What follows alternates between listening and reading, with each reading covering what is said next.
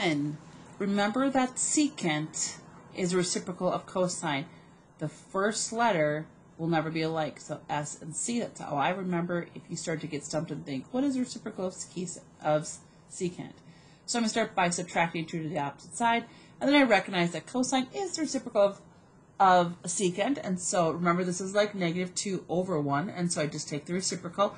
And now I'm going to locate on the unit circle where cosine is negative 1/2. Remember, cosine before sine. So it's going to be like your x value. So negative 1/2 occurs, well, here's the 1/2.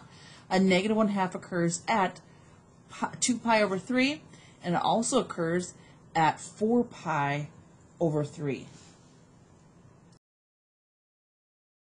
Okay, in number 2, I'm going to start by adding 1 to the opposite side and then dividing by 2. I recognize that to get rid of the square, I need to take the square root of 1 and 2. That also gives me 2 answers, plus or minus. The square root of 1 is 1. The square root of 2 is irrational. So I'm going to rationalize the denominator by taking the square root of 1, pushing up to the top, and then writing 2 by itself on the bottom. I'm looking on the unit circle and finding where do I see signs. That would be the second number in the order pair. That would either be positive or negative square root of 2. And we can see those at the 45-degree measurement mark. So at 1 pi over 4, 3 pi over 4, 5 pi over 4, and at 7 pi over 4. In number 3, I have 2 separate quantities, and I'm going to set each factor equal to 0.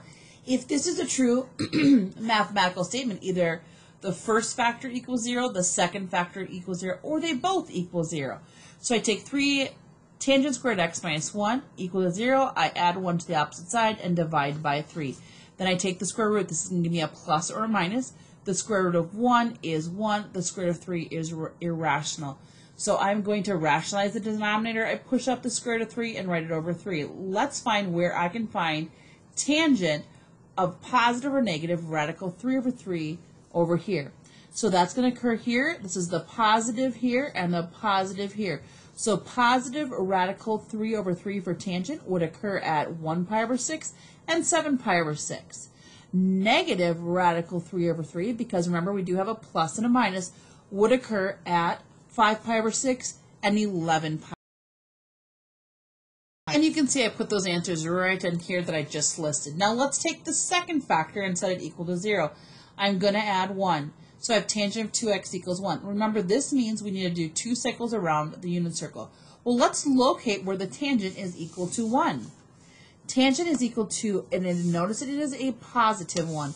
Tangent is equal to positive 1 at 1 pi over 4 and also at 5 pi over 4. And so you can see those answers, 1 pi over 4 and 5 pi over 4. Now we need to add to that.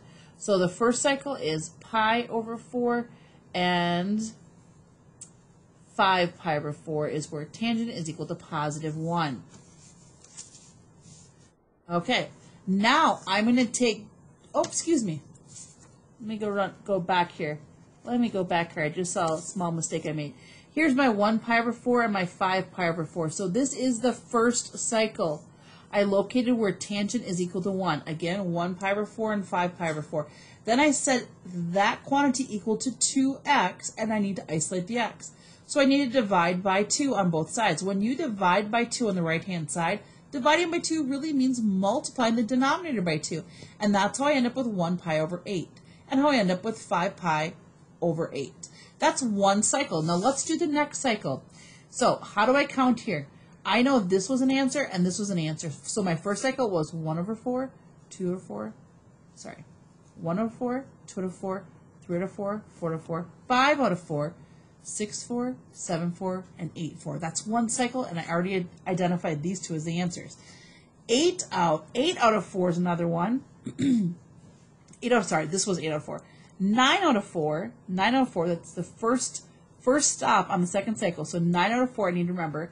10, 11, 12, 13, I need to remember. So 9 and 13, I come back over here and I write 9 and 13. Now I do want to come back here and have you realize that when we count by fours, there is 1, 2, 3, 4, 5, 6, 7, 8. Okay, so my apologies, I've my kids needed me, and so I'm not exactly sure where I left off in explaining this. I know that we identified the tangent being positive 1 as 1/4 and at 5/4, and we needed to do a second cycle. So I do want to remind you that when we count by fours, there's 1, 2, 3, 4, 5, 6, 7, 8. So when I do the second cycle, I can just add 8 to the numerator to get 9π/4, add 8 to get 13π/4. So if there would have been a third cycle, because there was a 3x, I could have just, again, added 8 to get 17π/4, added 8 to come up with 21π/4, just so you get the concept of that. All right, so let's come back here. My apologies again. So I've now identified, after a long drawn-out time, 1π/4 is equal to 2x. I multiply the denominator by 2, multiply the denominator by 2, multiply the denominator by 2, and multiply the denominator by 2 to get our 4 answers, along with our 4 original answers. Let's now look at number 4, and hopefully I won't be distracted by my kids. Okay, let's look at problem number 4. It is a long problem, not overly difficult, but it is long. Let's start by getting the cosecant by itself. So I'm going to add 4 to the opposite side and dividing by 3. Remember, this does mean that we are going to have 3 cycles. Also, it's going to be a plus or minus answers. Now, I know that cosecant is the reciprocal of sine. How do I remember that? The first letter here will not be the same in the reciprocal. So C can't go with cosine because it's the first same letter, so it goes with sine. That's how I remember. So I can now change this to sine squared equals 3x by taking the reciprocal. Okay, let's isolate the sign. So I need to get rid of the square here by square rooting both the 3 and the 4. The square root of 3 is irrational. The square root of 4 is 2. The plus or minus is because of the square. So now let's look at the unit circle and identify where is the sign equivalent to plus, where's the equivalent to radical 3/2, both plus and minus. It's the sign, the second number. So here's the second number. So 1π/3 and 2π/3, those would be the positive radical 3/2. The negative radical 3/2 for sines would occur at 4π/3 and 5π/3.